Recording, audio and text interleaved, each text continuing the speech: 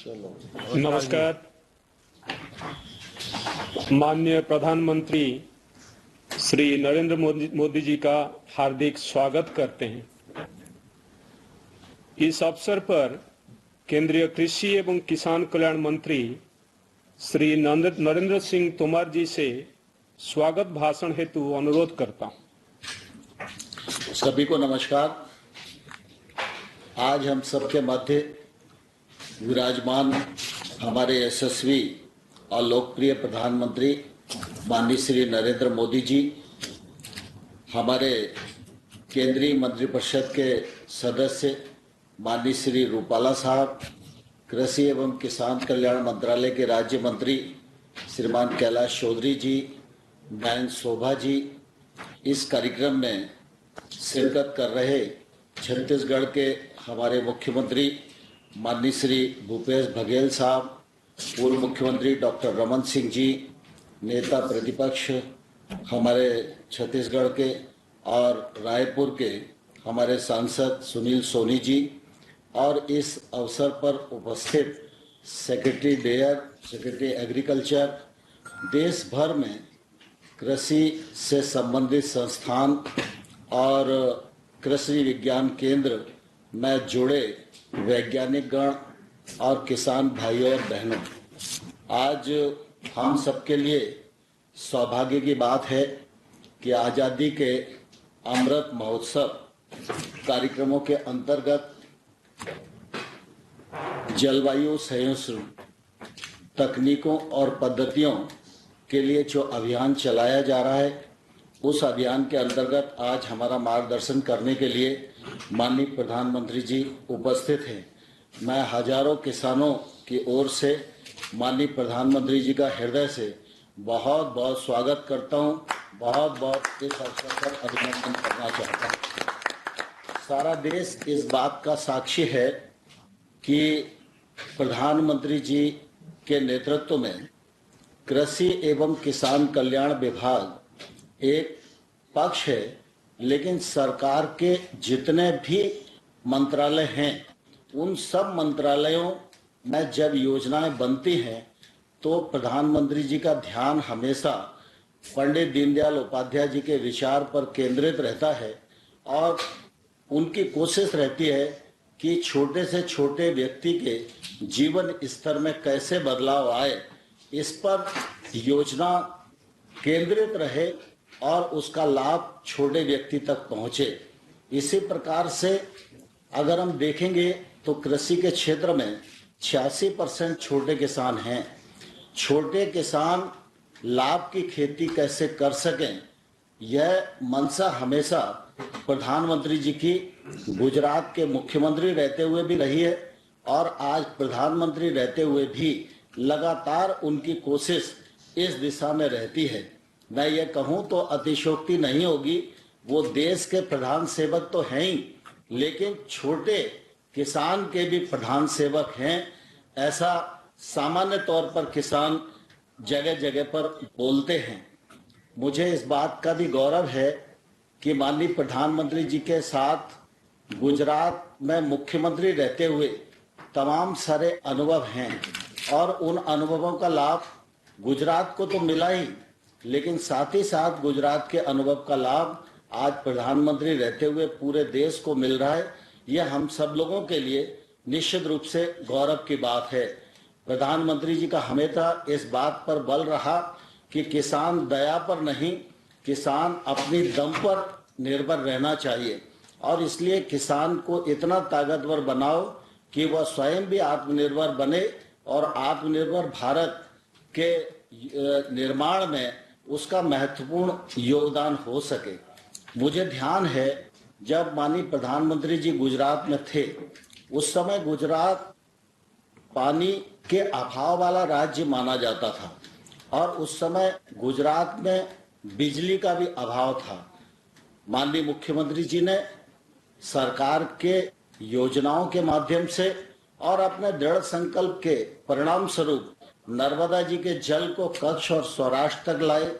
नहरीकरण, check डैमों के माध्यम से गांव-गांव में सिंचाई पहुंचाने का काम उन्होंने अभूतपूर्व तरीके से किया और बिजली जो एक तौर से असंभव दिखाई देती थी, मैं समझता हूं कि 24 घंटे फीडर सेपरेशन के माध्यम से सिंचाई के लिए भी और घरेलू निस्तार के लिए भी बिजली देने वाला कोई राज्य हिंदुस्तान में सबसे पहले 24 घंटे बिजली देने वाला राज्य बना तो वो राज्य गुजरात में मुख्यमंत्री मोदी जी के रहते हुए निश्चित रूप से गुजरात बना था। हम जानते हैं कि मानव के प्रति उनकी संवेदनशीलता है, गरीब के प्रति उनकी संवेदनशीलता है। पिछले दिनों जब कोविड का संकट आया, गरीब कल्याण योजना के माध्यम से 8 महीने तक 80 करोड़ लोगों को मुफ्त में राशन उपलब्ध कराना, यह निश्चित रूप से उनकी गरीबों के प्रति संवेदनशीलता को प्रदर्शित करता है। लेकिन गुजरात के मुख्यमंत्री रहते हुए गायों के जख्म पर मरहम लगाना और गायों के मोतियाबिंद के ऑपरेशन कराना, यह अपने आप में अद्भुत उदाहरण है। मैंने और किसी राज्य में इस प्रकार का उदाहरण नहीं देखा।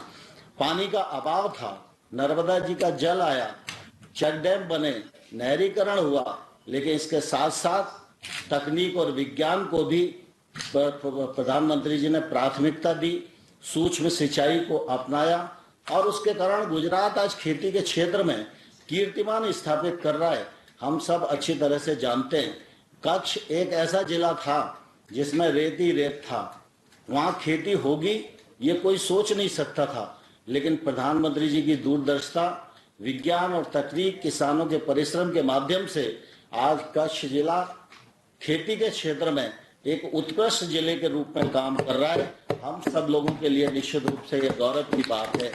प्रधानमंत्री जी जब मुख्यमंत्री थे तो मुझे ध्यान है कि उस समय दुग्ध का उत्पादन तो गुजरात में था, लेकिन उनके कार्यकाल में उनकी दूरदृष्टि और प्रयत्नों के परिणाम स्वरूप दूध के उत्पादन को उन्होंने दोगुना किया। और इतना ही नहीं, जब गुजरात की ऑल ओवर ग्रोथ रेट 9.8% हुआ करती थी, उस समय एग्रीकल्चर की ग्रोथ रेट 9% के आसपास रही। यह निश्चित रूप से हमको ये जताता है कि कृषि के प्रति उनका निश्चित रूप से कितना लगाव रहा है। जलवायु परिवर्तन के इस दौर में प्रधानमंत्री जी देश में भी चिंतित हैं और दुनिया के प्रति भी जो भारत की प्रतिबद्धता होनी चाहिए, उस प्रतिबद्धता को भी निर्वहन करने के लिए वो पूरी तरह लालायत हैं। जब वो केंद्र सरकार में प्रधानमंत्री पद का काम संभाले, तब से लेकर अगर कृषि के क्षेत्र में आज हम देखेंगे तो एक तौर से नई क्रांति का सूत्रपात हुआ है। चाहे प्रधानमंत्री फसल बीमा योजना के माध्यम से 99,000 करोड़ रुपया किसानों को दावों के परिणाम स्वरूप देने का सवाल हो, चाहे पीएम किसान सम्मान निधि के माध्यम से 1,58,000 करोड़ रुपया किसानों को उनके खाते में उपलब्ध कराने का मामला हो, चाहे 10,000 एफपीओ बनाने के लिए 6,850 करोड़ रुपए की केंद्र प्रायोजित स्कीम बनाने का मामला हो, चाहे किसान रेल चलाने का मामला हो, चाहे इनाम मंडी के माध्यम से ट्रांसपेरेंसी सिद्ध करने का मामला हो, चाहे एमएसपी को लागत पर 50% मुनाफा जोड़कर घोषित करने का मामला हो, और चाहे इंफ्रास्ट्रक्चर के माध्यम से कृषि तथा कृषि से संबंधित पशुपालन हो, मत्स्य पालन हो, औषधि खेती हो, मधुमक्खी पालन हो, फूड प्रोसेसिंग हो, इसके लिए 1.5 लाख करोड़ रुपए के फंड के प्रावधान का मामला हो, और चाहे कृषि सुधार कानूनों को राज्यसभा और लोकसभा में पारित कराकर एक नई क्रांति के सूत्रपात करने का मामला हो। मैं ये कहूं तो अतिशयोक्ति नहीं होगी, प्रधानमंत्री रहते हुए मोदी जी के नेतृत्व में देश दुनिया में भी अपनी साख बना रहा है, लेकिन भारत में भी किसान का खेत और बीज से लेकर बाजार तक किसान को सुविधा मिले, किसान आगे बढ़े, किसान की आमदनी दोगुनी हो और आत्मनिर्भर भारत के निर्माण में किसान का योगदान देश को और दुनिया को अभिभूत करने वाला हो। इस दिशा में प्रधानमंत्री जी की जो यात्रा है वह निश्चित रूप से हम सब लोगों को गौरवान्वित करने वाली भी है। हम सबको प्रेरणा देने वाली भी है। और मैं इस अवसर पर सभी उपस्थित लोगों को कहना चाहता हूं कि आज माननीय प्रधानमंत्री जी इस कार्यक्रम के माध्यम से हमारे राष्ट्रीय जैविक तनाव प्रबंधन संस्थान का लोकार्पण भी करेंगे, 5 किसानों से चर्चा भी करेंगे और इन परिस्थितियों में जो प्रधानमंत्री जी का संदेश होगा वह निश्चित रूप से हम सबके लिए प्रेरणास्पद होगा। हम उसे ग्रहण करें और आगे बढ़ें। पुनः एक बार माननीय प्रधानमंत्री जी का भी हृदय से बहुत स्वागत, छत्तीसगढ़ के मुख्यमंत्री जी का भी हृदय से बहुत बहुत स्वागत करता हूं। धन्यवाद। जय हिंद।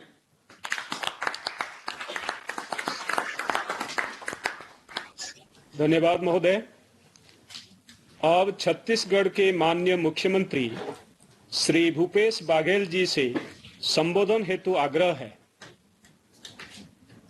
राष्ट्रीय जैविक स्पेस प्रबंधन संस्थान नए परिसर के उद्घाटन के अवसर पर मैं माननीय प्रधानमंत्री जी, माननीय कृषि मंत्री भारत सरकार और देश के कृषि महाविद्यालयों के कुलपतियों, भारतीय कृषि अनुसंधान परिषद के समस्त अधिकारियों और देश के विभिन्न स्थानों से जुड़े कृषक बंधुओं वैज्ञानिकों का हार्दिक अभिनंदन करता हूं। इस वर्चुअल बैठक में हमारे छत्तीसगढ़ से कृषि मंत्री आदरणीय रविंद्र चौबे जी, नेता प्रतिपक्ष आदरणीय धरमलाल कौशिक जी, पूर्व मुख्यमंत्री डॉक्टर रमन सिंह जी और 6 राज्यों से जुड़े हुए सभी हमारे कृषि मंत्री का भी मैं स्वागत करता हूँ। आज national institute of biotech stress management Raipur के नए परिसर का लोकार्पण माननीय प्रधानमंत्री द्वारा किया जा रहा है। इसके लिए मैं उन्हें धन्यवाद देता हूँ। छत्तीसगढ़ में विश्व स्तरीय संस्थान की स्थापना की गई है जो फसलों के कीड़ों एवं बीमारियों का अध्ययन करेगा। आज जलवायु सहिष्णुता सहित विशेष गुण वाली 35 फसलों की किस्में भी राष्ट्र को समर्पित की। मैं स्वयं भी एक किसान हूं, इस नाते मैं आपकी तरफ से, अपनी तरफ से और छत्तीसगढ़ के सभी किसान भाइयों की तरफ से आपका आभार व्यक्त करता हूं। छत्तीसगढ़ के विधानसभा अध्यक्ष माननीय चरणदास महंत जी जब केंद्रीय कृषि राज्य मंत्री थे तब इस संस्थान की स्थापना की भूमिका तैयार हुई थी। हमारे लिए बहुत खुशी की बात है कि आज यह संस्थान नए परिसर के रूप में और भी विस्तारित हो रहा है। जलवायु सहिष्णुता तकनीकी एवं पद्धतियों के प्रचार प्रसार के लिए आज आपके द्वारा शुरू किए जा रहे जागरूकता अभियान में छत्तीसगढ़ की भी व्यापक भागीदारी होगी। मुझे इस बात की भी बेहद खुशी है कि भारतीय कृषि अनुसंधान परिषद के अंतर्गत छत्तीसगढ़ राज्य का एकमात्र विशिष्ट पौध संरक्षण का संस्थान है। इस संस्थान की स्थापना के लिए 50 हेक्टेयर की भूमि आवंटित की गई है। यह भी खुशी की बात है कि राष्ट्रीय जैविक स्पेस प्रबंधन संस्थान में स्नातकोत्तर पाठ्यक्रम की शुरुआत हो रही है। मैं चाहूंगा स्नातक स्तर के पाठ्यक्रम भी संचालित किए जाएं। मुझे आशा है कि इस संस्थान में शोधार्थी छात्र भी पेड़ पौधों के रोग रोधी किस्मों के इजाद में अपना योगदान देंगे। यह संस्थान कृषि क्षेत्र को आगे बढ़ाने और किसानों की समृद्धि और खुशहाली का आधार बनेगा। आदरणीय कृषि मंत्री जी ने जो जलवायु परिवर्तन के बारे में जो चर्चा की, आज पूरे विश्व में जलवायु परिवर्तन को लेकर चिंतित है, देश भी, और इसका प्रभाव हमारे देश में और प्रदेश में भी पड़ा है। जलवायु परिवर्तन एक वैश्विक चुनौती लेकर आया है। इसे हम 2 भागों में बांटकर देख सकते हैं।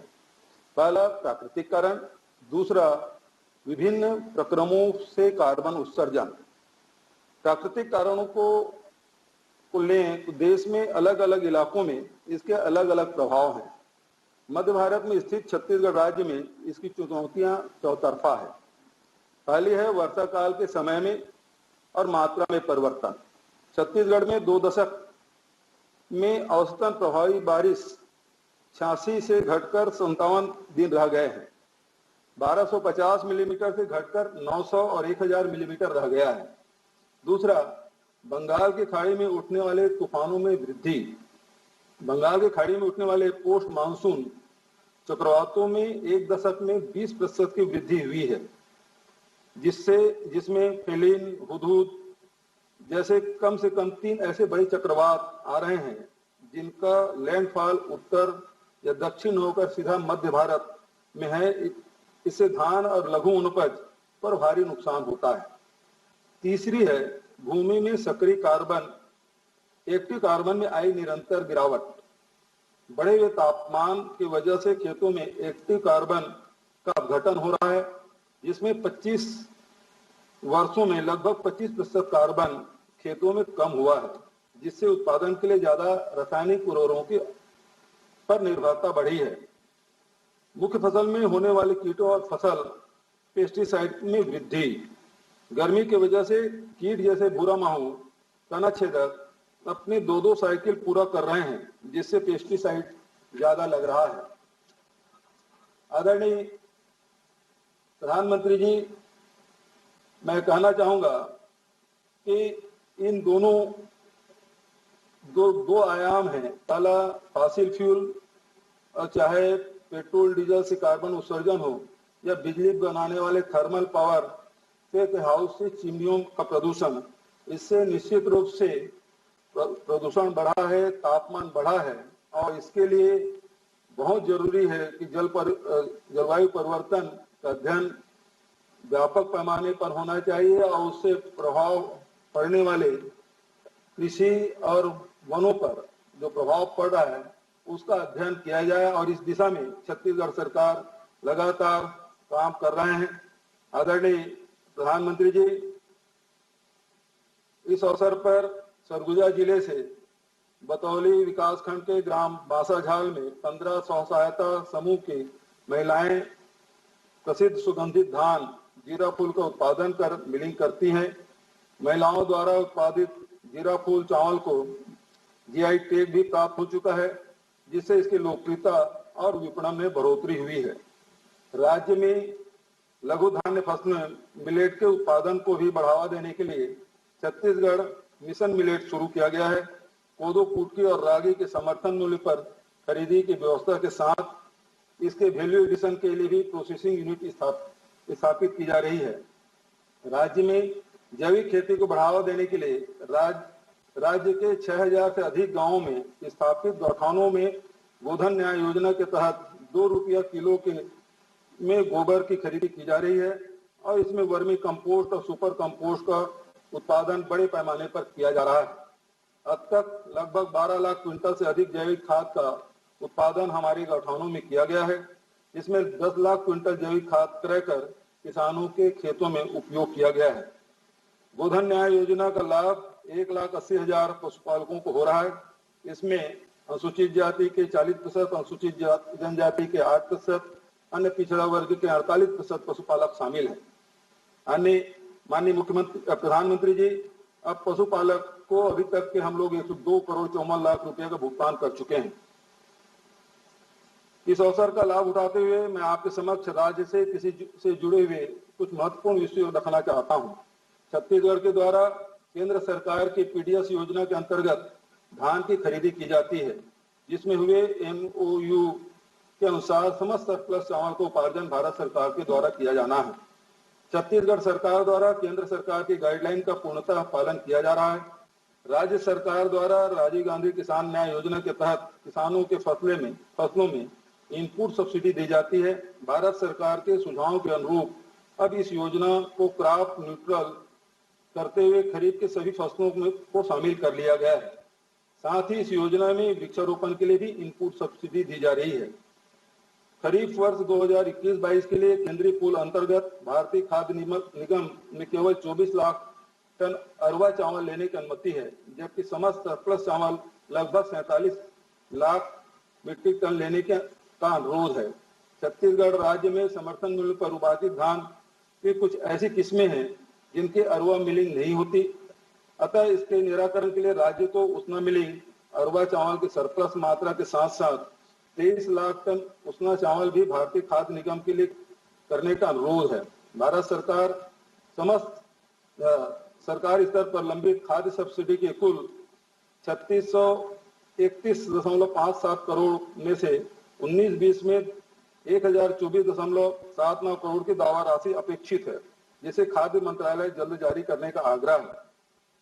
छत्तीसगढ़ में प्रतिवर्ष उपलब्ध सरप्लस 6 लाख टन धान से इथेनॉल उत्पादन की अनुमति प्रदान करने के लिए पेट्रोलियम एवं प्राकृतिक गैस मंत्रालय को निर्देशित करने का कष्ट करेंगे। छत्तीसगढ़ को राष्ट्रीय जैविक स्ट्रेस प्रबंधन संस्थान की सौगात देने के लिए आपको धन्यवाद। साथ ही एक और जानकारी आपके माध्यम से पूरे देश को देना चाहूंगा। जहां हम लोगों ने गौठानों से गोबर खरीदने की व्यवस्था की है, उससे वर्मी कंपोस्ट और सुपर कंपोस्ट बना रहे हैं। अब हम लोग गोबर से बिजली उत्पादन की दिशा में बढ़ रहे हैं। 2 अक्टूबर को बापू की जयंती के अवसर पर इसकी शुरुआत हम लोग छत्तीसगढ़ के 4-5 गौठानों से करेंगे और इसको आने वाले कुछ महीनों में पूरे प्रदेश के सभी गौठानों में बिजली उत्पादन का कार्य हम लोग शुरू करेंगे, जिससे निश्चित रूप से ग्रीन एनर्जी की दिशा में हम आगे बढ़ेंगे। जो आपकी सोच है और वैश्विक जो चुनौती है उसके सामना करने के लिए छत्तीसगढ़ सरकार आपके साथ कंधा से कंधा मिलाकर चल रही है और आगे भी चलेगी और इस वैश्विक चुनौती का सामना करेंगे। आपने समय दिया, बहुत बहुत धन्यवाद।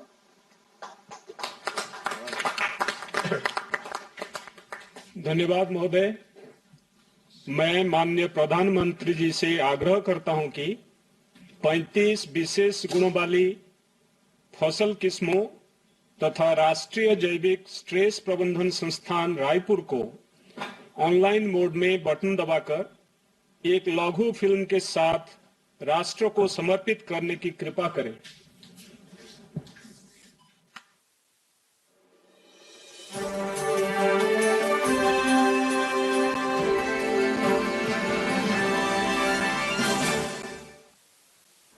अन्नदाता की समृद्धि और आत्मनिर्भर भारत में उनकी अहम भागीदारी सुनिश्चित करने के लिए प्रधानमंत्री श्री नरेंद्र मोदी जी के दूरदर्शी नेतृत्व में लगातार प्रयास किए जा रहे हैं।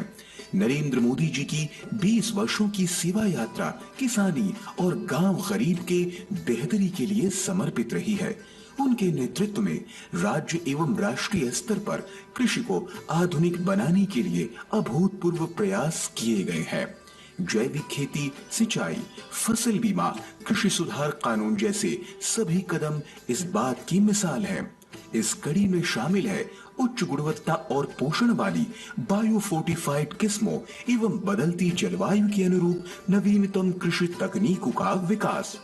इस वर्ष उच्च पोषक तत्वों से भरपूर रोगरोधी तथा जलवायु अनुकूल 35 किस्मों का विकास किया गया है, जैसे कि सूखा प्रभावित क्षेत्रों के लिए चने की किस्म, साथ ही अरहर एवं सोयाबीन की कम अवधि में पकने वाली रोगरोधी किस्मों का विकास किया गया है। जलवायु अनुकूल धान की किस्में विकसित की गई हैं, जो रोग तथा खरपतवार नाशी प्रतिरोधी होने के साथ साथ क्षारीय भूमियों के लिए भी उपयुक्त है। अधिक प्रोटीन, आयरन, जिंक और विटामिन वाली गेहूं, बाजरा एवं मक्का की किस्में इस कड़ी में शामिल हैं। किनोवा, कोटू, विंड बीन और बाकला की भी नई किस्म विकसित की गई है। तिलहन में आत्मनिर्भरता के लिए सरसों और सोयाबीन की उच्च गुणवत्ता वाली किस्मों का भी विकास किया गया है। कृषि में शोध और नवाचार को बढ़ावा देने की दिशा में आज एक और नया अध्याय जुड़ रहा है। 58 करोड़ की लागत से रायपुर में भारतीय कृषि अनुसंधान परिषद के अंतर्गत एक नए राष्ट्रीय जैविक स्ट्रेस प्रबंधन संस्थान की शुरुआत हो रही है। इसमें अनुसंधान के साथ साथ छात्रों के लिए स्नातकोत्तर तक की शिक्षा की व्यवस्था है। परिसर में प्रशासनिक एवं अनुसंधान भवनों के अलावा लाइब्रेरी तथा छात्रावास की भी सुविधा है। यह संस्थान छत्तीसगढ़ के छात्र छात्राओं के लिए विशेष अवसर लाएगा, साथ ही कृषि के क्षेत्र में नवाचार के प्रयासों को और तेजी देगा। राष्ट्रीय जैविक स्ट्रेस प्रबंधन संस्थान रायपुर के नवनिर्मित परिसर तथा 35 विशेष गुणों वाली फसलों की किस्मों को आज माननीय प्रधानमंत्री जी कर रहे हैं राष्ट्र को समर्पित। धन्यवाद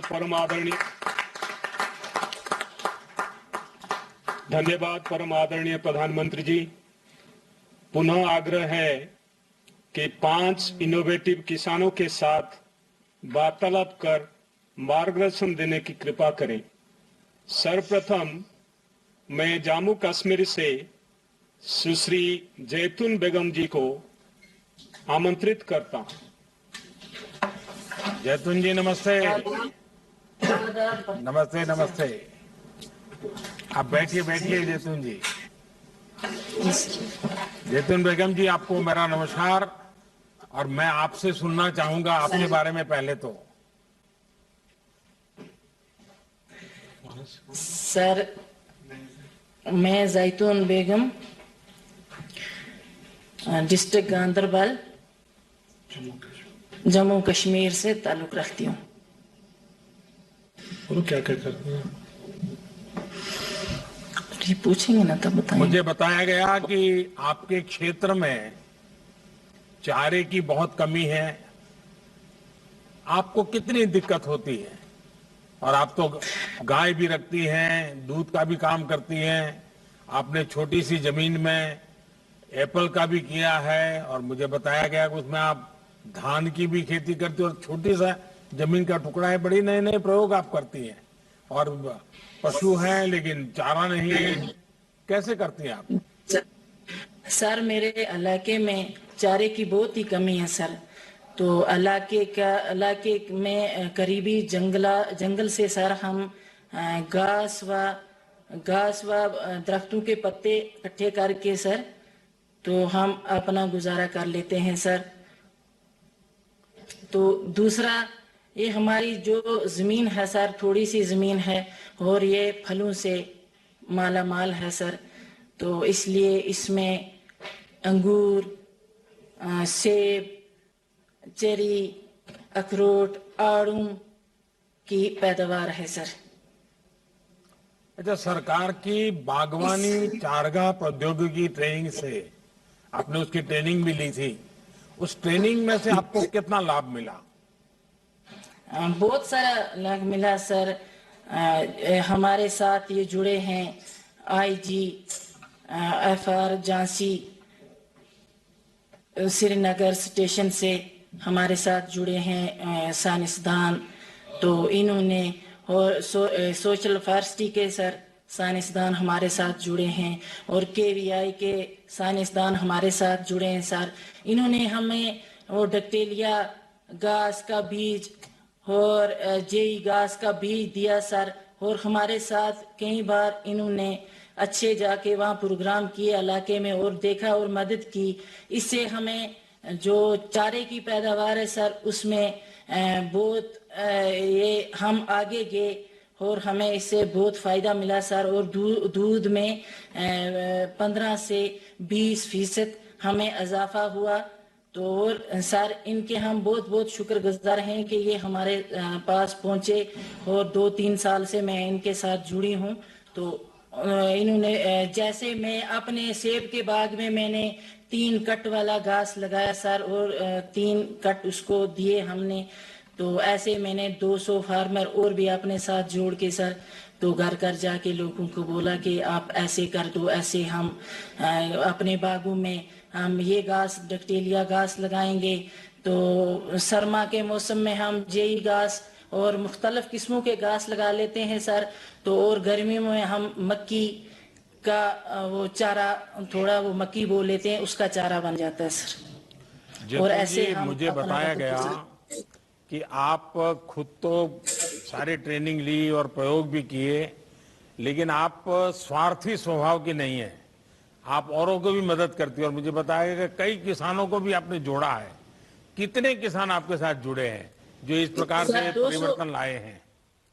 सर 200 किसान इंशाल्लाह मेरे साथ जुड़े हैं सर, और आगे उनको फायदा भी मिला। आगे भी उम्मीद रखते हैं सर और फायदा मिलेगा गवर्नमेंट की तरफ से सर। चलिए, आप खुद में एक मिसाल है। क्या आप घाटी में बेटियों की शिक्षा को बढ़ावा देने के लिए भी कुछ करती हैं क्या? क्योंकि आपने एक लीडरशिप ली है, तो बेटियां पढ़ लिख करके आगे आए, उसके लिए कुछ करती हैं आप? हाँ सर, बेटियों के लिए भी करते हैं। हमारे नजदीकी गांव में पंचायत है, उसके साथ भी मैं जुड़ी हूँ। और घर घर जाके लोगों को मैंने बोला बेटियों का दाखिला करवाओ। तो जब से सर बेटी पढ़ाने और बेटी बचाने का नारा लगा, इसे हमें बहुत राहत मिली। और 20% हमारे लड़के स्कूलों में जा दाखिला करवा रहे हैं, 30% हमारी लड़कियों का दाखिला हो रहा है अरे सर। वाह फिर तो आप तो आगे निकल गए। सर इंशाल्लाह। वैसे मैंने देखा है कि खेलकूद में भी जम्मू कश्मीर की बेटियां बहुत अच्छा कर रही है। जी सर। जैतून बेगम जी, सरकार के तौर पर हमारी कोशिश यही है कि छोटी जोत के किसानों का, यानी जो छोटे किसान हैं, उनका जी सर। ज्यादा से ज्यादा फायदा हो सके। आपके इलाके में दशकों से चारे की ये समस्या रही, लेकिन अब इस पर ध्यान दिया जा रहा है। हमारे लिए किसान की छोटी से छोटी जरूरत भी एक बहुत बड़ी प्राथमिकता है। हमारी सरकार की कोशिश है कि किसान को सीधा लाभ मिले। छोटी जोत के किसान भी खुद ही सेब या अपनी उपज एक्सपोर्ट कर सके। उनकी मेहनत का पूरा फायदा बिना किसी बिचौलिए के उन्हें ही हो। जैतून जी, आपको मेरी तरफ से बहुत बधाई, और आपके सभी जो 200-300 किसान आपके साथ जुड़े हैं, उनको भी मेरी तरफ से बहुत बहुत बधाई। जी सर। सर एक मेरी थोड़ी सी और अर्ज है सर जी। हमारे जहाँ ये हमें एसटी गांव से सर बलान कर रखती हूँ, तो सर उसमें हमारे पहाड़ी लोग भी हैं सर। तो हमें जो भी मिला सर तो एसटीओ को मिला, पहाड़ी उससे भी गरीब है सर। एक मेरी अर्ज नहीं, है सर आपने आपको। मैं आपका बहुत आभारी हूँ, और बहुत, क्योंकि मैं तो कश्मीर में काफी समय काम किया है, तो मैं जानता हूँ हमारे पहाड़ी भाइयों को कितनी सर- तकलीफ है। उसी प्रकार से सर एक बात बकरवाल गुजर सर, लोगों एक को बात। क्या तकलीफ है, इससे भी मैं परिचित हूँ। लेकिन आपने ध्यान आकर्षित किया, मैं जरूर एलजी साहब को बताऊंगा, और मैं इस विषय में जरूर सर- कुछ न कुछ कोशिश करूंगा। बहुत बहुत धन्यवाद जी। सर एक आइए कुलवंत सिंह जी से बात करते हैं। प्रधानमंत्री जी नमस्कार। कुलवंत सिंह जी नमस्ते। मेरा नाम कुलवंत सिंह, गांव जलालपुर करीरा। आप बैठिए तहसील कुलवंत जी, शिकारपुर- बैठिए कुलवंत जी, बैठिए। हाँ, तहसील शिकारपुर, जिला बुलंदशहर, उत्तर प्रदेश का निवासी हूं। सर, मैं भारतीय कृषि पूषा अनुसंधान संस्थान के कृषि सहभागिता बीज उत्पादन प्रोग्राम से मैं जुड़ा हुआ हूं। उसके लिए 15-16 जिनसों के मैं बीज पैदा कर रहा हूं। मैं अकेला ही नहीं, उसमें बहुत सारे किसान हैं। कुलवंत जी, आप किसान भी हैं, तेल उत्पादक भी है, बीज उत्पादक भी है। अपनी इस पूरी यात्रा के बारे में ये जरूर देश सुनना चाहेगा कि ये सब कैसे आप इतना सारी चीजें कर सकते हैं। सर, अकेला संभव नहीं है। ये एक तरह से एक पहले ग्रुप बनाया, फिर उसके बाद एक कंपनी बनाई, और कंपनी में हम लगभग 20 लोग सदस्य हैं। उनके द्वारा सहायक में जो लगभग 200 किसान ये बीज उत्पादन कर रहे हैं। पूषा संस्थान द्वारा जो तेल का जो कार्यक्रम है, वो एक उच्च गुणवत्ता वाली 2 वैरायटी संस्थान ने दी, PM30 और PM31। इनका हमने तेल निकलवाया, और ये कनोला ऑयल क्वालिटी का तेल है। जो उसमें पिलवाने के बाद जो हमें बाजार मूल्य है, वो लगभग 1 किलो पे 30 से 40 रुपए प्रति किलो फालतू मिलता है। स्वास्थ्य के लिए अच्छा है। और ये सभी ज्यादातर 200 किसानों ने नहीं, लगभग 30 से 40 किसानों ने ये तेल बीज का उत्पादन करा। उत्पादन करने के बाद तेल निकाला, और फिर उसको हमने बिक्री शुरू करा। तो ये उसमें सरसों का उत्पादन जो करने के सामान्य बाद- तेल पहले हम जो उपयोग करते थे और आप जो कर रहे हैं, सामान्य फर्क क्या है? अगर मेरे जैसे व्यक्ति को समझना है तो फर्क क्या है? ये जैसे साइंटिस्टों द्वारा बताई हुई जानकारी ये है जी, जो स्वास्थ्य के मानकों पे अगर हम चिकनाई देखें तो भारत में कोई भी चिकनाई स्वास्थ्य के मानकों पे पास नहीं है। अगर उसे जनरली लोकल भाषा में समझे, जैसे हार्ट पेशेंट वालों को लिए या कोलेस्ट्रॉल जिनका बढ़ रहा है, उनके लिए चिकनाई के लिए मना कर दिया जाता है कि आप चिकनाई बिल्कुल नहीं खाएंगे। तो इसका अगर हम प्रयोग करते हैं तो इस प्रकार की कोई समस्या नहीं है, न ही उसका कोलेस्ट्रॉल बढ़ेगा। देखिए, आप पूषा संस्थान के साथ मिलकर बीज उत्पादन भी करते हैं, साइंटिस्टों के मार्गदर्शन में आप काम करते हैं। ये बीज उत्पादन एक प्रकार से किसान को सीधा लाभ पहुंचाने में ज़रा देर लगती है, लेकिन इससे आपको क्या लाभ हुआ? इससे सर अच्छे बीज मिलना, ये एक प्रक्रिया और अच्छे बीजों से तो बोने से लेकर कटने तक संस्थान के साइंटिस्टों द्वारा समय समय पर गाइडलाइंस करते रहना, तो आत्मविश्वास बने रहना मुझ में भी और मेरे साथ के सभी किसानों में भी, और एक सामाजिक सम्मान भी मिलना, प्रतिष्ठा बनी है समाज में सभी किसानों की कि ये पूसा संस्थान के लिए बीज उत्पादन करते हैं। तो उससे जो देखने से दूसरे किसान भी प्रेरित होते हैं जी, और वो दूसरे बीज भी किसान करते हैं। पूसा के साथ जुड़ गए, वैज्ञानिकों से जुड़ गए, आपके अपने अनुभव अच्छे होंगे और किसानों का भी मन करता है पूसा के और वैज्ञानिक पद्धतियों से जुड़ने का मन करता है उनका। नहीं, हर साल बढ़ रहे हैं सर किसान, हर साल किसान उस प्रक्रिया को देख के बढ़ रहे हैं और जुड़ते चले जा रहे हैं। आपने सरसों के तेल के लिए खेत से बाजार तक एक पूरी चेन विकसित की है जी। आपको इसमें शुरू में तो जरा ये कठिन काम है, इतना सारा बीज से बाजार तक चीजों को ले जाना, तो आपको कहीं कहीं मदद की जरूरत पड़ी होगी। तो सरकार की तरफ से आपको सहायता मिलती रही है, उसमें क्या आपका अनुभव है?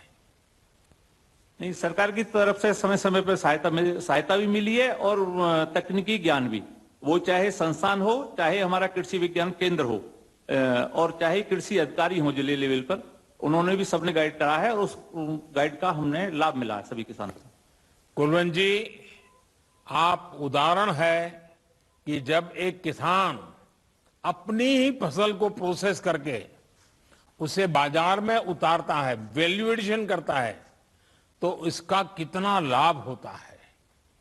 पिछले 7 साल में सरकार की कोशिश रही है कि किसानों के लिए बीज से बाजार तक की ऐसी व्यवस्था स्थापित की जाए जिससे किसान के श्रम का पूरा सम्मान हो। इसके लिए सॉइल हेल्थ कार्ड, उन्नत बीज, सिंचाई की तमाम परियोजनाएं, यूरिया की उपलब्धता, ऑर्गेनिक खेती, फर्टिलाइजर की उपलब्धता, एमएसपी पर रिकॉर्ड खरीद और वैश्विक बाजारों की व्यवस्था जैसे अनेक प्रयास लगातार चलते रहे हैं। आप जैसे जागरूक किसान इसका फायदा भी ले रहे हैं और आप और किसानों को भी जोड़ रहे हैं। अच्छी बात यह है कि आप लगातार और किसानों को जोड़ करके एक पूरे माहौल को बदल रहे हैं। मेरी तरफ से आपको बहुत बहुत बधाई और आपके साथ जुड़े हुए बाकी सब किसानों से भी मेरी बहुत बहुत बधाई। आइए अब हम चलते हैं गोवा। श्रीमती दर्शना जी से बात करेंगे। दर्शना जी पेडनेकर जी। माननीय दर्शना जी प्रणाम। आप बैठिए, आप बैठिए। नमस्कार सर। नमस्कार सर। दर्शना जी, आपके पास कितनी जमीन है और आप उस पर क्या खेती करती हैं?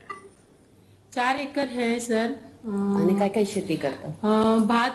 भात लायता, कलिंगण, मिरची, कांदा, चवळी, सगळी भाजी भी, लाल भाजी, मुळा, वाल सगळे। इनके पास 4 एकड़ जमीन है, उसके ऊपर वो धान की खेती करती है, इसके साथ वो तरबूज की खेती, चौराई खेती, सब्जियों में टमाटर, मिर्ची जैसी खेती करती हैं। आपने आधुनिक खेती को अपना लिया है। आप पोल्ट्री के बिजनेस और जैविक खाद बनाने से भी जुड़ी है। इतने सारे काम करने में एक तो आपको ये विचार कहां से आया? आपको किस किस प्रकार से मदद मिली? सरकार की तरफ से भी कोई मदद मिली क्या? तुम्ही जे शेती करताय त्याशिवाय पोल्ट्री पण करताय, त्याशिवाय वर्मी कंपोस्टिंग पण करताय, ह्याची माहिती तुम्हाला कुठून मिळाली आणि तुम्हाला सरकारकडून काय काय मदत मिळाली? सरकार कडसून आमकां मदत सगळे बिया मेळटात, सगळे आयसीआरांसून कंपोस्टा गायन हे केलेले आसा, कोंबडी आसा, म्हजे कडेन गाय आसा, म्हशी आहा, ते कंपोस्ट सगळे करून हांव शेताक घालता आणि म्हजे तेचेर पीक वाडयता। जास्त करून तेचेर पीक भरपूर येता। इनको जो है ट्रेनिंग आईसीआर से मिली है। इसके ट्रेनिंग लेने के बाद ये जो है वर्मी कंपोस्ट करती हैं। इसके सिवा इनके पास 50 बर्ड्स है, पोल्ट्री बर्ड्स है। इसके सिवा इनके पास 3 भैंस है, 2 गाय हैं और ये सब जो है वो केवीके के मार्गदर्शन के अंदर खेती करती हैं, ऐसे ये बोल रही हैं। अच्छा, मुझे बताया गया कि आप नारियल को प्रोसेस कर अलग अलग प्रोडक्ट भी बनाती हैं। ये तो मैं जानना चाहूंगा, ये नारियल में से आप क्या बनाती हैं और इससे आपको क्या लाभ हो रहा है? तुम्ही नारळामध्ये काय काय करतात ते सांगा. नारळ पयली सर आमकां खूप जायताले आणि तेतूर आतां आमकां मार्केटिंग जायना म्हणून आमी ते सुकयता आनी तेल काडटा आनी 300 रुपयान आमी लिटर विकता, बाटली 1 लिटर. तेतूर आमकां फायदो भरपूर आसा. सर ये कह रही हैं कि पहले नारियल का उत्पन्न इनके पास अच्छा है. पहले जो है लॉकडाउन से पहले इनको नारियल का भाव बहुत अच्छा मिलता था, लेकिन लॉकडाउन के कारण, टूरिस्ट ना आने के कारण इनको नारियल का भाव नहीं मिल रहा है. इसलिए इन्होंने नारियल को सुखाया, उनका तेल निकाला और 300 रुपए लीटर से वो तेल बेच रही हैं और ये बॉटल्स है उनकी. तो पहले से इससे ज्यादा फायदा हो रहा है? लॉकडाउन आपके फायदे में गया? नाही फायदा होत आहे. फायदा असा सर आमकां खूप फायदा असा. वो कह रही हैं कि बहुत फायदा है इससे. अच्छा, आपको जो किसान सम्मान निधि भेजते हैं और छोटे किसानों के लिए तो बहुत काम आता है, वो आपको रेगुलरली आपके खाते में जमा होता है जब भी हमने भेजा है? जैसे अभी हमारे कृषि मंत्री जी बता रहे थे कि करीब 1.5 लाख करोड़ से ज्यादा रकम किसानों के खाते में सीधी पहुंचाई है. आपको पहुंचती है वो? तुम्हाला किसान सम्मान निधी भेटली है का? हो भेटलेली आहे सर नारळ. सर इन्हें टाइमली किसान सम्मान निधि मिल गई है. अच्छा, इस सम्मान निधि से आपकी मदद होती है? आपको फायदा होता है, लाभ होता है? हो सर फायदा होता है, जास्त फायदा होता है. बहुत फायदा होता है सर. बहुत फायदा होता है. दर्शना जी, आप इस बात का स्वयं में एक प्रतीक है कि हमारे देश की महिला किसान जब कुछ ठान ले तो इसे कोई नहीं रोक सकता. काय तुम्हाला मराठी करावं लागतं का? मराठी येते सर. स्वतः सर ट्रॅक्टर चालवते मी शेतात आणि बी पण मी पेरते सगळं आणि मुलं पण माझी चांगली आहे, शेतात काम करता. मिस्टर पण माझे बँक ऑफ इंडियामध्ये कामाला होते, ते पण मला हेल्प करतात सकाळी थोडं. आता रिटायर झालेले आहे. मी स्वतः सगळं काम करून शेतात पर्राला आमचं घर आहे, तिथं आम्ही दरवर्षी कलिंगड लावत आहे. भरपूर पीक येत आहे कलिंगडाचं आणि आयसीआरचं आम्हाला भरपूर बिया पण देत आहेत आता. आणि पीक वाढवणं पहिली आम्हाला कमी यायचं, आता भरपूर येतं पीक. म्हणजे स्वतः मी कलंगूट मध्ये बसून हे करते, विक्री करते बाजारात. आणि घरात मी स्वतः शेतात काम करून, एवढं काम असं मी शेतात काम करून माझ्या मुलांना 3 घरं बांधलेली आहेत आणि रस्ता पण बनवलेला आहे. रस्ता नव्हता मला, पण तो पण बनवलेला आहे रस्ता. स्वतः शेतात काम करून. आणि मला शेतात काम करायला खूप म्हणजे अशी आवड आहे, लहानपणापासूनच आवड आहे. माझ्या बापाबरोबर वडिलाबरोबर मी काम करत होती शेतात भरपूर पहिली. म्हणजे वडिलाकडूनच मी शिकली काम सगळं शेतात. शिकायची, शाळेत जायची आणि येऊन मग घरात काम करायची आणि शेतात जाऊन काम करायची. म्हणजे अभ्यासही करायची आणि कामही करायची शेतात. सर ये कह रही है कि ये बचपन से ही खेती कर रही हैं. अपने पापा के से ही इन्होंने खेती सीखी है. स्कूल से ही ये खेती करती आ रही है और खेती कर करके ही इन्होंने अपने बच्चों को बड़ा किया है. 3 घर बनाया है. घर को जाने के लिए रास्ता नहीं था, वो भी बनाया है.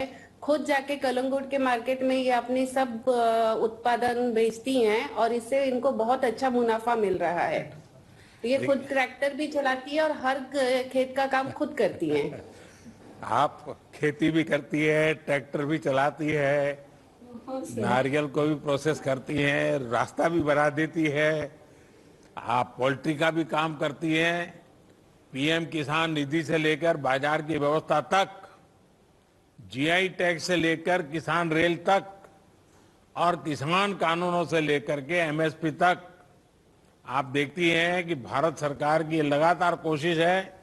और हमारे गोवा के मुख्यमंत्री जी भी बहुत सक्रिय रहते हैं, किसानों के विकास के लिए काफी कुछ करते रहते हैं और इससे कारण आपको काफी लाभ भी हो रहा है. और मुझे अच्छा लगा कि आपने बहुत आत्मविश्वास के साथ एक किसान और महिला किसान और वो भी एक एंटरप्रेन्योर के रूप में कैसे काम कर सकती हैं, आपने बहुत अच्छे तरीके से, आप बड़े आत्मविश्वास से बातें बताई. मैं आपका बहुत बहुत आभारी हूं. नमस्कार सगळ्यांना माझा नमस्कार. वडिलांना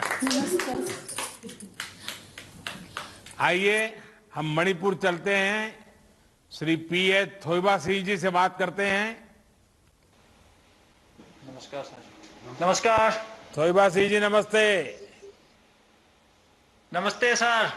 देखिए थोइबा सिंह जी, आप तो फौजी रहे हैं, आपने पहले देश की सेवा की, अब ये धरती माता की सेवा करने में लग गए हैं आप।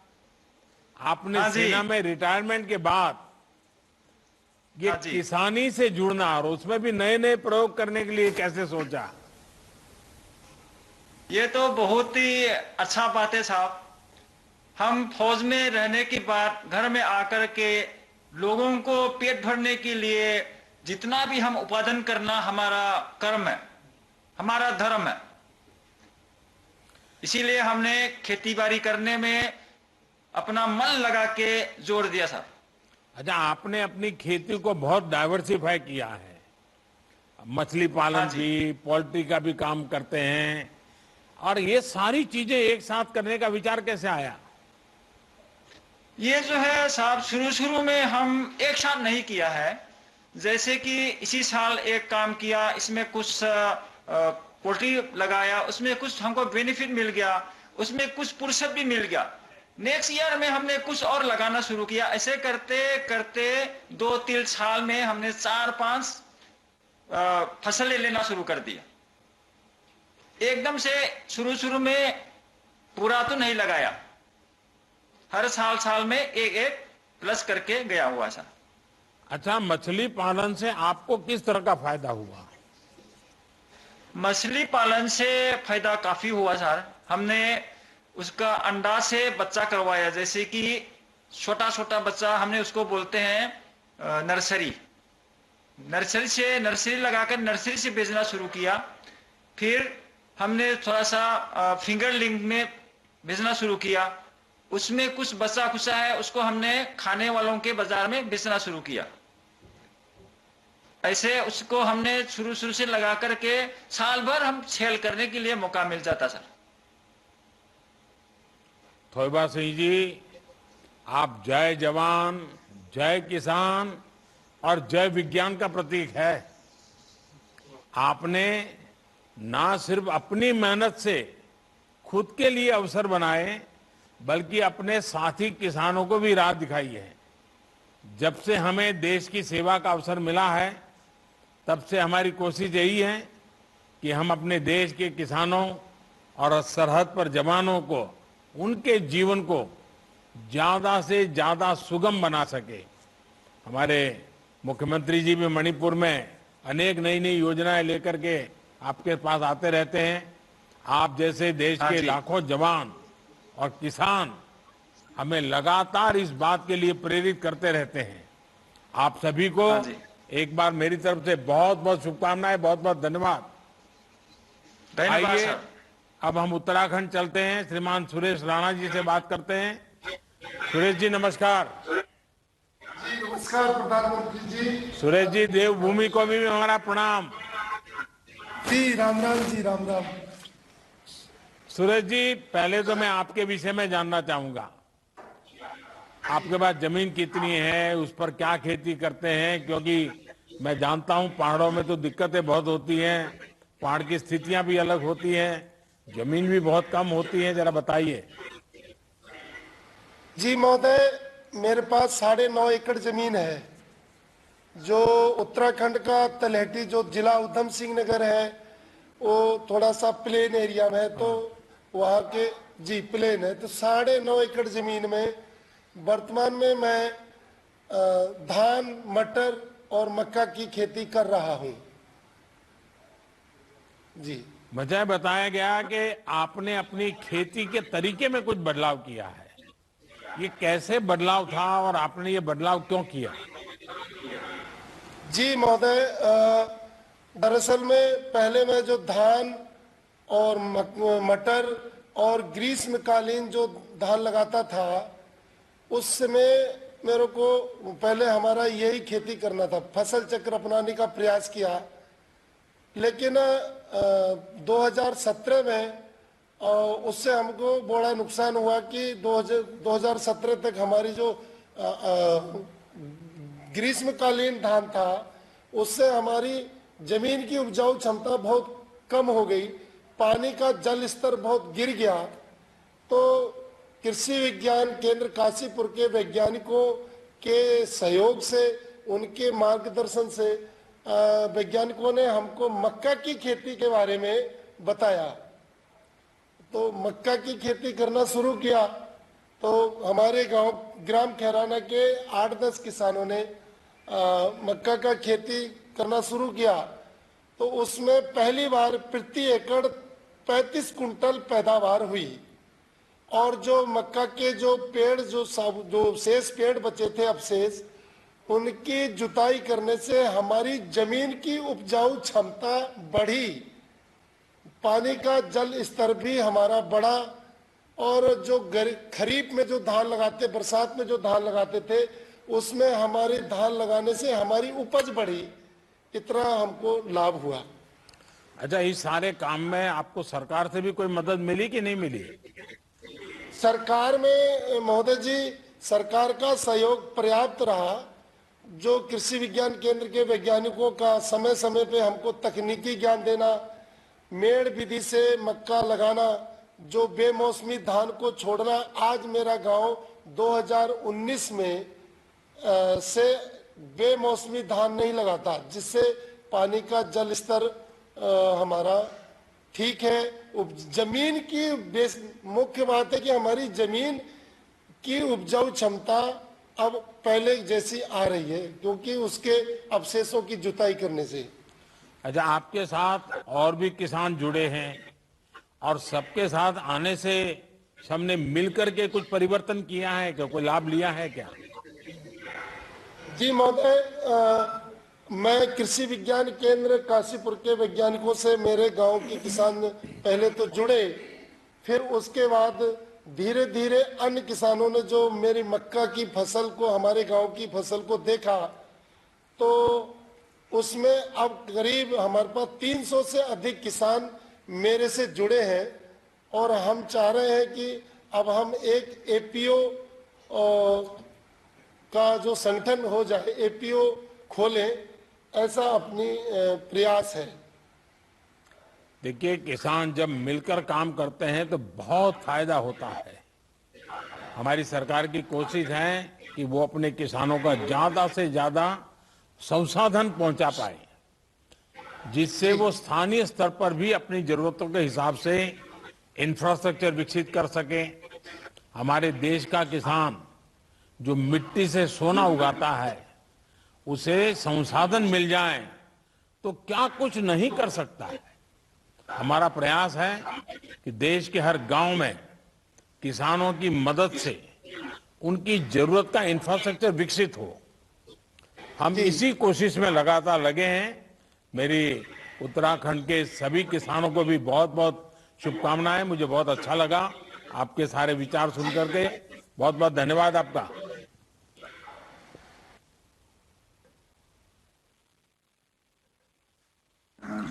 माननीय प्रधानमंत्री जी से सादर अनुरोध है कि कृपया 4 चयनित कृषि विश्वविद्यालयों को हरित परिसर अवार्ड रिमोट बटन जरिए घोषणा की कृपा करें।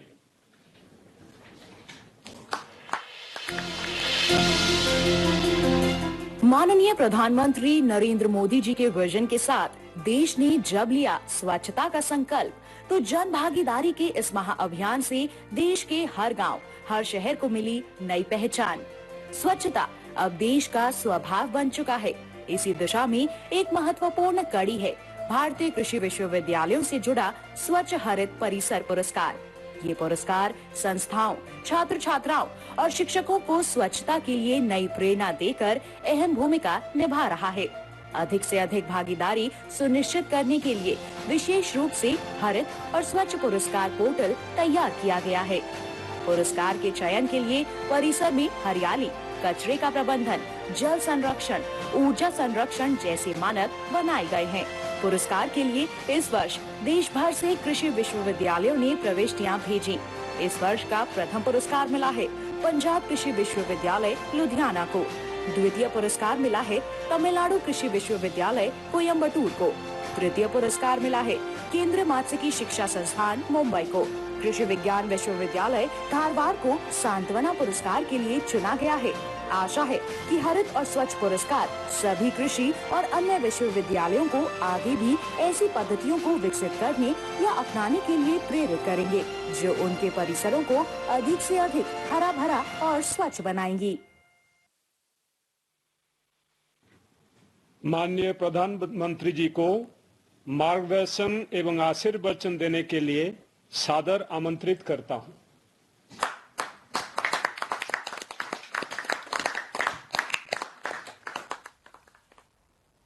नमस्कार जी। केंद्रीय कृषि एवं किसान कल्याण मंत्री श्रीमान नरेंद्र सिंह तोमर जी, छत्तीसगढ़ के मुख्यमंत्री श्रीमान भूपेश बघेल जी, मंत्रिमंडल के मेरे अन्य सहयोगी श्री पुरुषोत्तम रूपाला जी, श्री कैलाश चौधरी जी, बहन शोभा जी, छत्तीसगढ़ के पूर्व मुख्यमंत्री श्री रमन सिंह जी, नेता विपक्ष श्री धर्मपाल कौशिक जी, कृषि शिक्षा से जुड़े सभी वाइस चांसलर, डायरेक्टर्स, वैज्ञानिक साथी और मेरे प्यारे किसान भाइयों और बहनों, हमारे यहां उत्तर भारत में गाग और भडूरी की कृषि संबंधी कहावतें बहुत लोकप्रिय रही हैं। गाग ने आज से कई शताब्दी पहले कहा था, जेते गहिरा जोते खेत, परे बीज फल देते देत। यानी खेत की जुताई जितनी गहरी की जाती है, बीज बोने पर उपज भी उतनी ही अधिक होती है।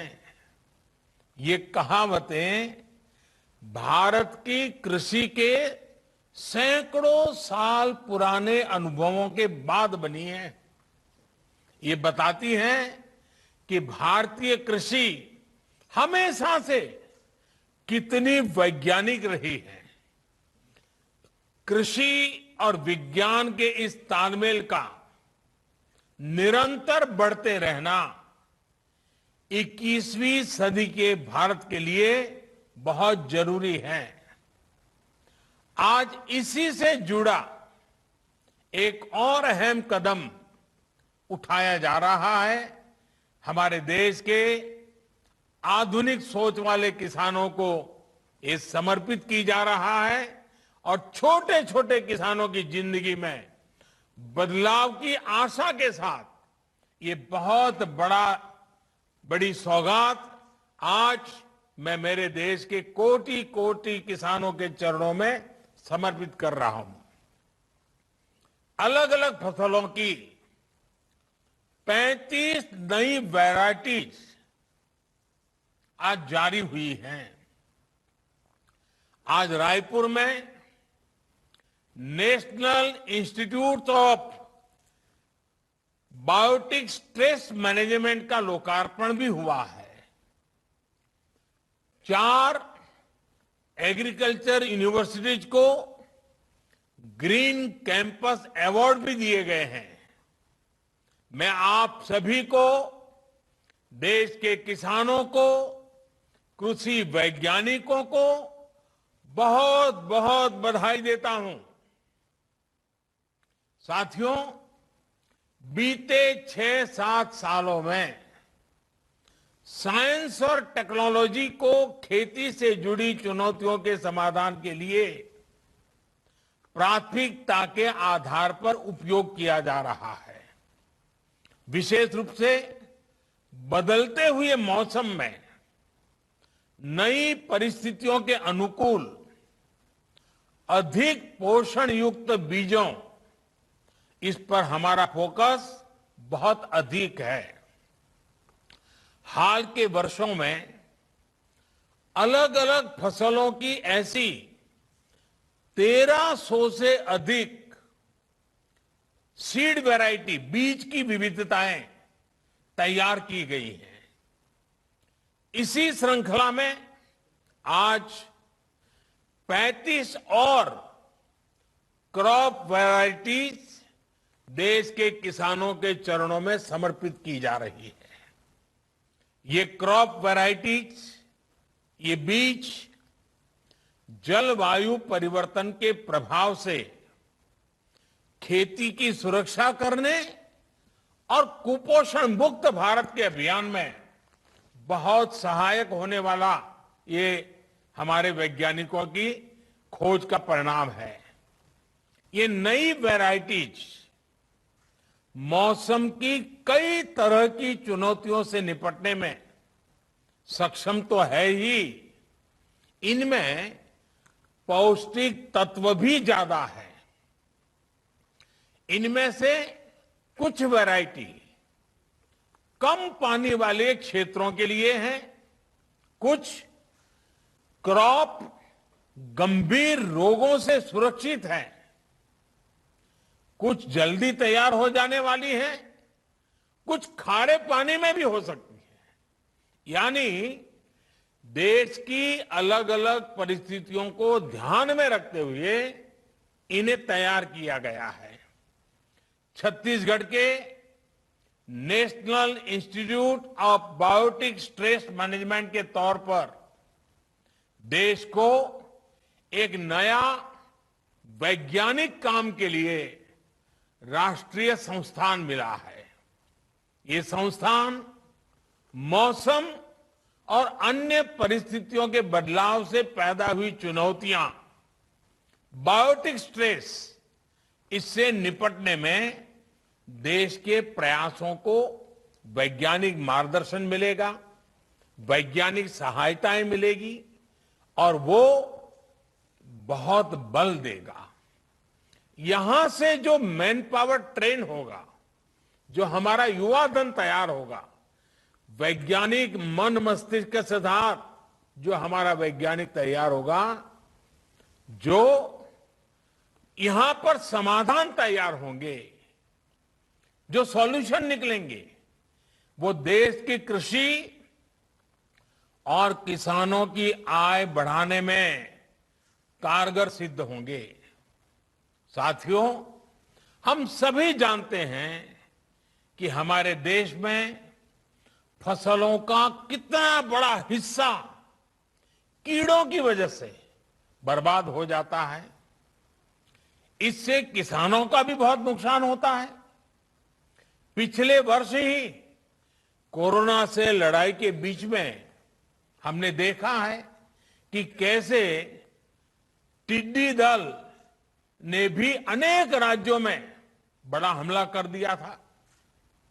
भारत ने बहुत प्रयास करके तब इस हमले को रोका था। किसानों का ज्यादा नुकसान होने से बचाने का भरपूर प्रयास किया गया था। मैं समझता हूं कि इस नए संस्थान पर बहुत बड़ा दायित्व है और मुझे विश्वास है कि यहां काम करने वाले वैज्ञानिक देश की उम्मीदों पर खरा उतरेंगे।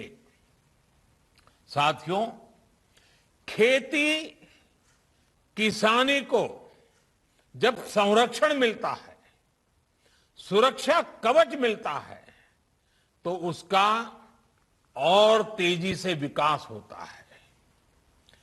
किसानों की जमीन को सुरक्षा देने के लिए उन्हें अलग अलग चरणों में 11 करोड़ सॉइल हेल्थ कार्ड दिए गए हैं।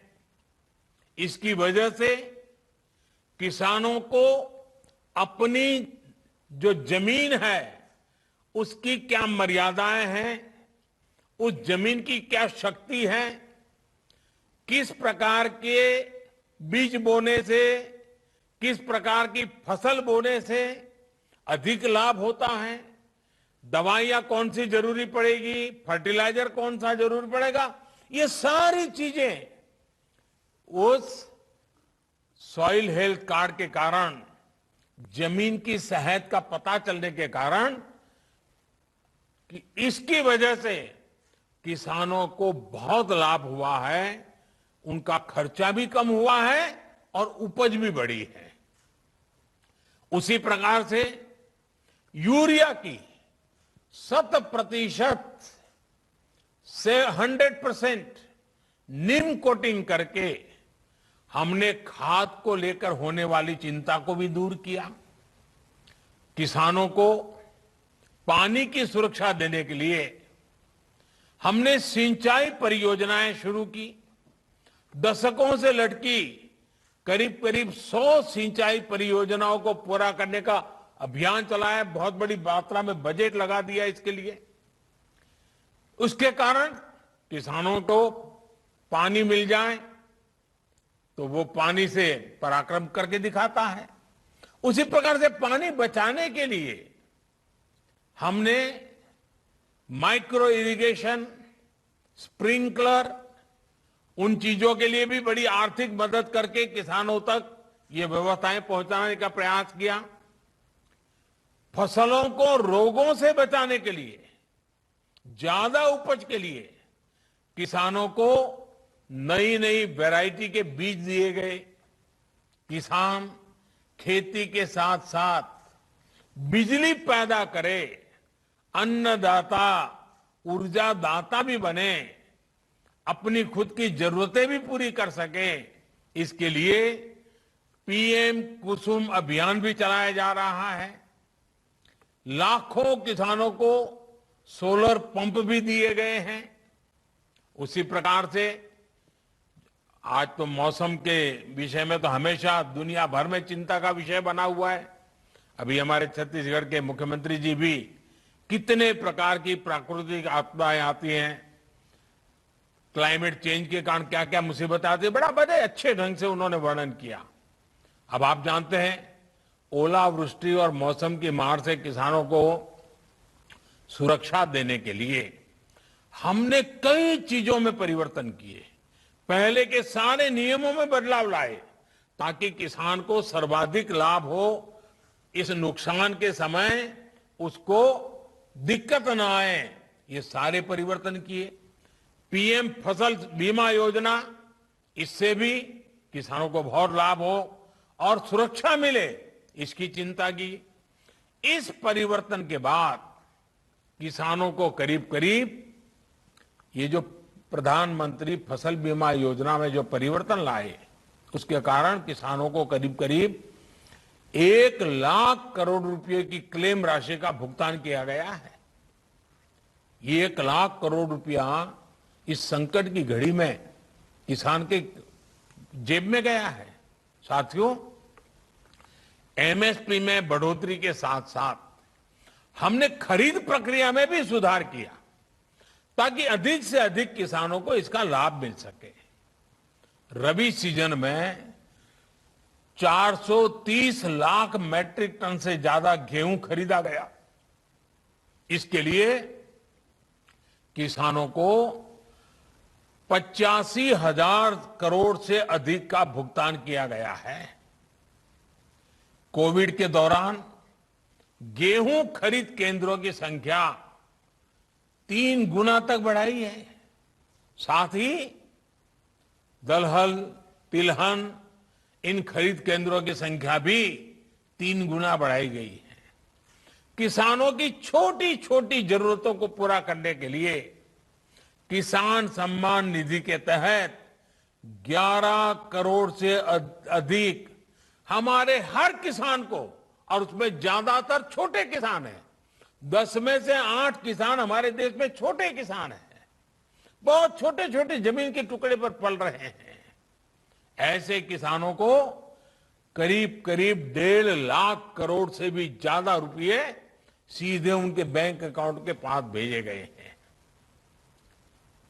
इसमें से 1 लाख करोड़ रुपए से अधिक राशि तो इसी कोरोना काल में भेजी गई है।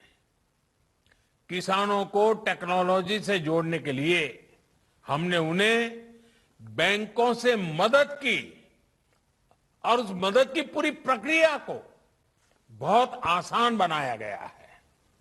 आज किसानों को और बेहतर तरीके से मौसम की जानकारी मिल रही है। हाल ही में अभियान चलाकर 2 करोड़ से ज्यादा किसानों को किसान क्रेडिट कार्ड दिए गए हैं। मछली पालन करने वाले और डेयरी सेक्टर से जुड़े किसानों को भी किसान क्रेडिट कार्ड से जोड़ा गया है, केसीसी से जोड़ा गया है। 10,000 से ज्यादा किसान उत्पादक संगठन हो, ई नाम योजना के तहत ज्यादा से ज्यादा कृषि मंडियों को जोड़ना हो, मौजूदा कृषि मंडियों का आधुनिकीकरण हो, ये सारे कार्य तेज गति से किए जा रहे हैं। देश के किसानों और देश की कृषि से जुड़े जो काम बीते 6-7 वर्षों में हुए हैं, उन्होंने आने वाले 25 वर्षों के बड़े राष्ट्रीय संकल्पों की सिद्धि के लिए, क्योंकि 25 साल के बाद हमारा देश आजादी की शताब्दी मनाएगा। आज हम आजादी का अमृत महोत्सव मना रहे हैं, 25 साल के बाद आजादी की शताब्दी मनाएंगे और इसके लिए इन 25 वर्षों के बड़े राष्ट्रीय संकल्पों की सिद्धि के लिए एक बड़ा मजबूत आधार बना दिया है। बीज से लेकर बाजार तक हुए ये कार्य एक बड़ी आर्थिक ताकत के रूप में भारत की प्रगति की गति को सुनिश्चित करने वाले हैं। साथियों, हम सब जानते हैं कि एग्रीकल्चर एक प्रकार से राज्य का विषय है और इसके विषय में अनेक बार लिखा भी जाता है कि भाई ये तो राज्य का विषय है, भारत सरकार को उसको कुछ नहीं करना चाहिए, ऐसा भी कहा जाता है क्योंकि स्टेट सब्जेक्ट है। और मैं जानता हूं, क्योंकि मुझे भी कई वर्षों तक गुजरात में मुख्यमंत्री के रूप में काम करने का अवसर मिला था। गुजरात का मुख्यमंत्री रहते हुए, क्योंकि राज्य की विशेष जिम्मेवारी है ये मैं जानता था और इस जिम्मेवारी को मुझे निभाना चाहिए, ये मुख्यमंत्री के नाते मैं पूरी कोशिश करता था। गुजरात का मुख्यमंत्री रहते हुए मैंने कृषि व्यवस्था को, कृषि नीतियां और उनके खेती पर प्रभावों को बहुत निकट से अनुभव किया। और अभी हमारे नरेंद्र सिंह जी तोमर मेरे गुजरात के कार्यकाल में क्या मैं काम कर रहा था उसका भी बड़ा वर्णन कर रहे थे। एक समय था जब गुजरात में खेती कुछ फसलों तक ही सीमित थी। गुजरात के एक बड़े हिस्से में पानी के अभाव से किसान खेती छोड़ चुके थे। उस समय एक ही मंत्र को लेकर के हम चले, किसानों को साथ लेकर के चले और मंत्र था स्थिति बदलनी चाहिए, हम मिलकर स्थितियां जरूर बदलेंगे। इसके लिए उस दौर में ही हमने साइंस और आधुनिक टेक्नोलॉजी का व्यापक उपयोग शुरू कर दिया था। आज देश के एग्रीकल्चर और हॉर्टिकल्चर में गुजरात की एक बड़ी हिस्सेदारी है। अब आज गुजरात में 12 महीने खेती होती है। कच्छ जैसे क्षेत्र में भी आज वो फल सब्जियां पैदा होती हैं जिनके बारे में कभी सोच नहीं सकते थे। आज कच्छ का रेगिस्तान में से वहां की कृषि पैदावार विदेशों में एक्सपोर्ट होना शुरू हुआ है। भाइयों बहनों, सिर्फ पैदावार पर ही फोकस नहीं किया गया, बल्कि पूरे गुजरात में कोल्ड चेन का एक बहुत बड़ा नेटवर्क तैयार किया गया। ऐसे अनेक प्रयासों से खेती का दायरा तो बढ़ा ही, साथ ही खेती से जुड़े उद्योग और रोजगार भी बड़ी मात्रा में तैयार हुए हैं। और क्योंकि एक मुख्यमंत्री के नाते राज्य सरकार की सारी जिम्मेवारी होती है, तो मुझे वो समय इन सारे कामों करने का अच्छा सा अवसर भी मिला और मैंने पूरी मेहनत भी की। भाई और बहनों, खेती में हुए ऐसे ही आधुनिक परिवर्तनों को आजादी के इस अमृत काल में और विस्तार देने की जरूरत है। जलवायु परिवर्तन खेती ही नहीं बल्कि हमारे पूरे इकोसिस्टम के लिए बहुत बड़ी चुनौती है। मौसम में बदलाव से हमारा मत्स्य उत्पादन, पशुओं का स्वास्थ्य और उत्पादकता बहुत अधिक प्रभावित होती है। इसका नुकसान किसानों को, मछुआरे साथियों को उठाना पड़ता है। जलवायु परिवर्तन के कारण जो नए प्रकार के कीट, नई बीमारियां, महामारियां आ रही हैं, इससे इंसान और पशुधन के स्वास्थ्य पर भी बहुत बड़ा संकट आ रहा है और फसलें भी प्रभावित हो रही हैं। इन पहलुओं पर गहन रिसर्च निरंतर जरूरी है। जब साइंस, सरकार और सोसाइटी मिलकर काम करेंगे तो उसके नतीजे और बेहतर आएंगे। किसानों और वैज्ञानिकों का ऐसा गठजोड़ नई चुनौतियों से निपटने में देश की ताकत बढ़ाएगा। जिला स्तर पर साइंस आधारित ऐसे कृषि मॉडल खेती को अधिक प्रोफेशनल, अधिक लाभकारी बनाएंगे। आज जलवायु परिवर्तन से बचाव करने वाली तकनीक और प्रक्रियाओं को प्रोत्साहित करने के लिए जो अभियान आज लॉन्च किया गया है, उसके मूल में भी यही भावना है। भाइयों और बहनों, ये वो समय है जब हमें बैक टू बेसिक और मार्च फॉर फ्यूचर दोनों में संतुलन साधना है। जब मैं बैक टू बेसिक कहता हूं, तब मेरा आशय हमारी पारंपरिक कृषि की उस ताकत से है जिसमें आज की अधिकतर चुनौतियों से जुड़ा सुरक्षा कवच था। पारंपरिक रूप से हम खेती, पशुपालन और मत्स्य पालन एक साथ करते आए हैं। इसके अलावा एक साथ एक ही खेत में एक ही समय पर कई फसलों को भी उगाया जाता था। यानी पहले हमारे देश की एग्रीकल्चर मल्टीकल्चर थी, लेकिन ये धीरे धीरे मोनोकल्चर में बदलती चली गई। भिन्न भिन्न परिस्थितियों की वजह से किसान एक ही फसल उगाने लग गया। इस स्थिति को भी हमें मिलकर बदलना ही होगा। आज जब क्लाइमेट चेंज की चुनौती बढ़ रही है, तो हमें अपने कार्यों की गति को भी बढ़ाना होगा। बीते वर्षों में इसी भावना को हमने किसानों की आय में बढ़ोतरी करने के लिए भी प्रोत्साहित किया है। किसान को सिर्फ फसल आधारित इनकम सिस्टम से बाहर निकालकर उन्हें वैल्यू एडिशन और खेती के अन्य विकल्पों के लिए भी प्रेरित किया जा रहा है। और छोटे किसानों को इसकी बहुत जरूरत है और इसलिए हमने पूरा ध्यान 100 में से 80 जो छोटे किसान हैं उन पर लगाना ही है।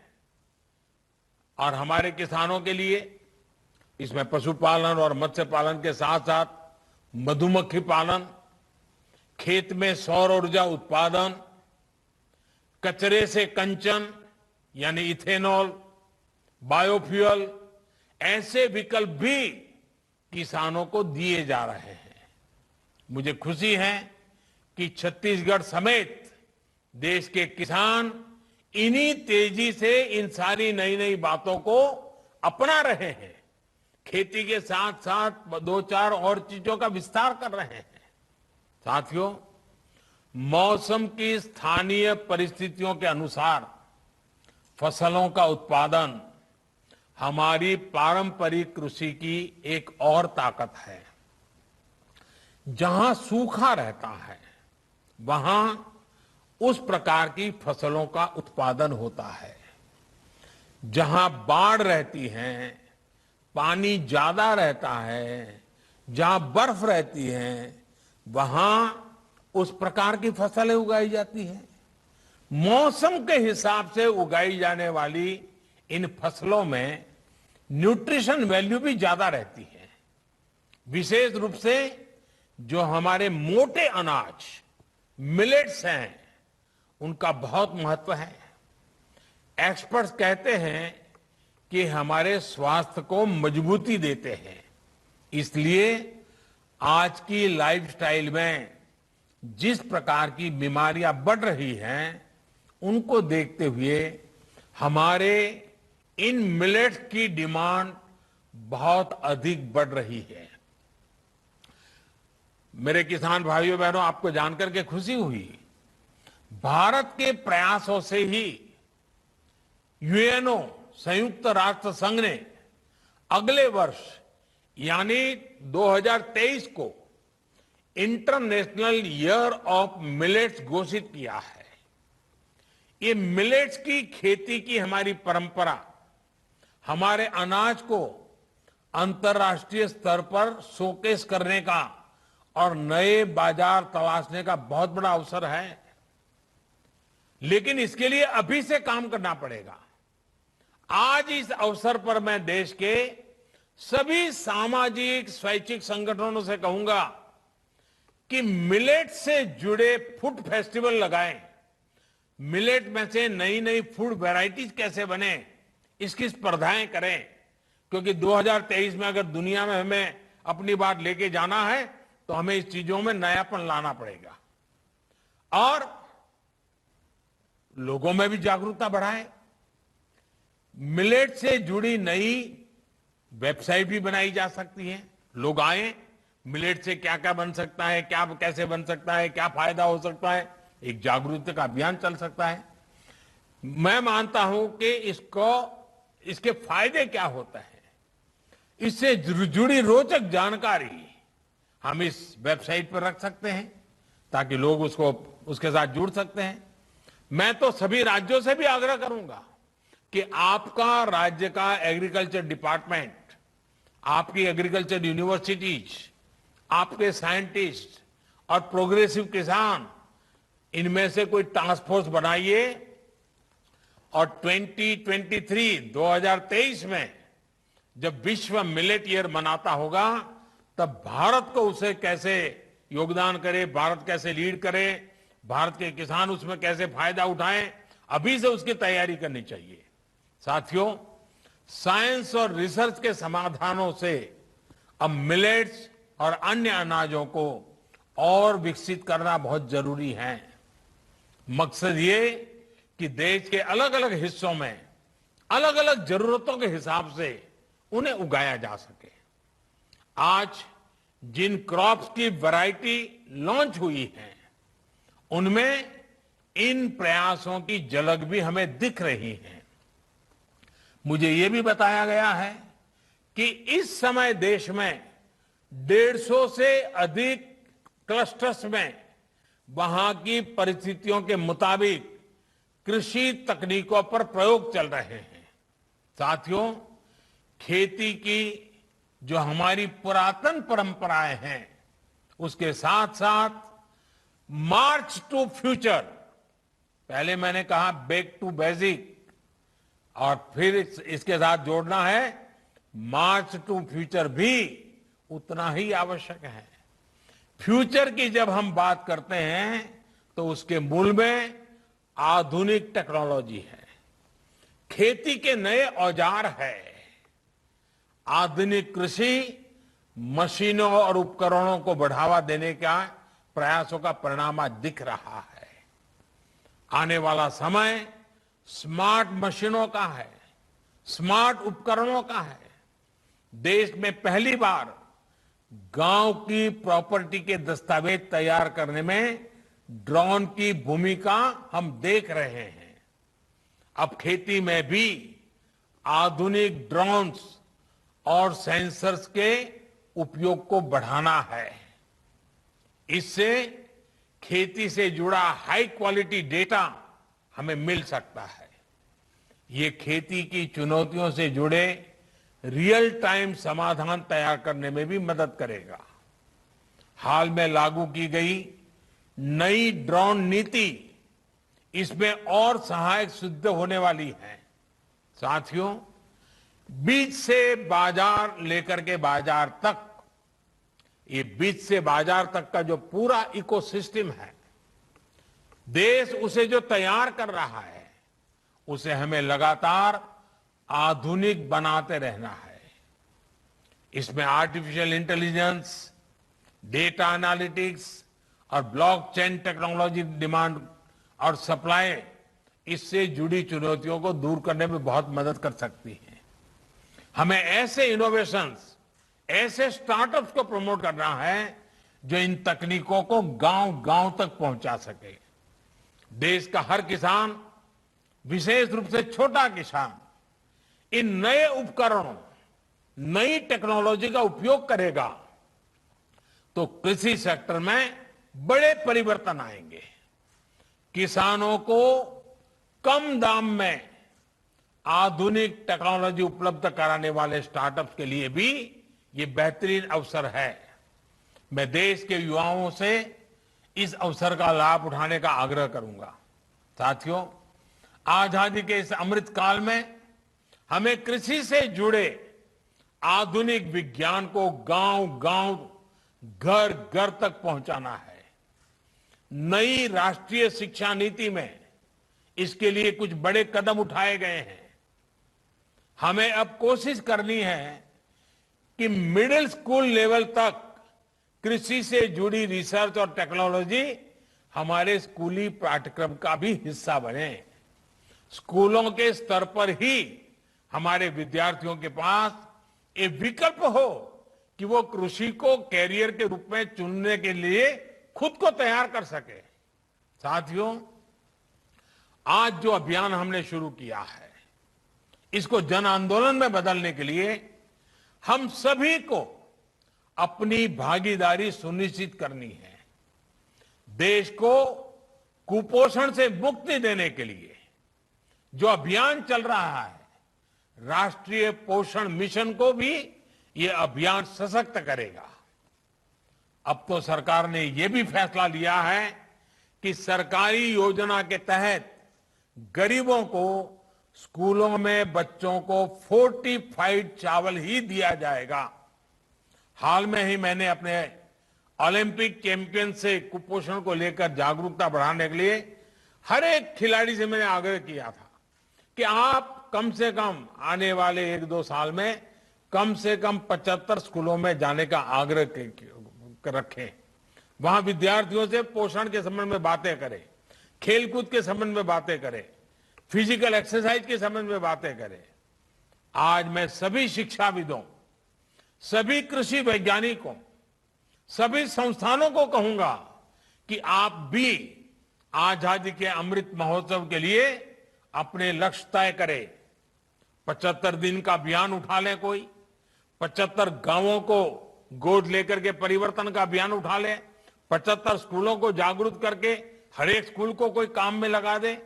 ऐसा एक अभियान अगर देश के हर जिले में अपने स्तर पर भी और संस्थानों के स्तर पर भी चलाया जा सकता है। इसमें नई फसलों, फोर्टिफाइड बीजों, जलवायु परिवर्तन से बचाव को लेकर किसानों को जानकारी दी जा सकती है। मुझे विश्वास है कि हम सबका प्रयास, ये सबका प्रयास बहुत महत्वपूर्ण है। हम सबका प्रयास मौसम के बदलाव से देश की खेती को बचाएगा, किसान की समृद्धि और देश के स्वास्थ्य की सुरक्षा भी सुनिश्चित करेगा। एक बार फिर सभी किसान साथियों को नई क्रॉप वैरायटी और नए राष्ट्रीय रिसर्च संस्थान के लिए मेरी तरफ से बहुत बहुत बधाई।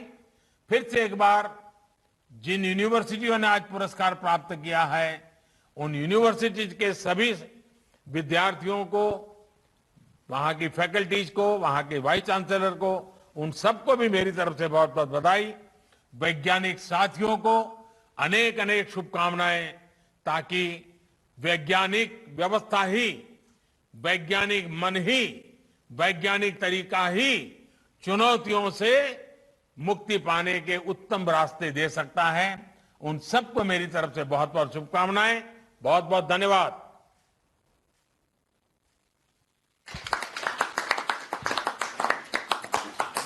मैं माननीय प्रधानमंत्री जी का उनके मार्गदर्शन के लिए हार्दिक आभार प्रकट करता हूं। इस कार्यक्रम में शामिल हुए सभी सम्मानित मंत्रीगण, अन्य महानुभावों, सभी वैज्ञानिकगण एवं किसानों मित्रों का हार्दिक धन्यवाद देता हूं। नमस्कार।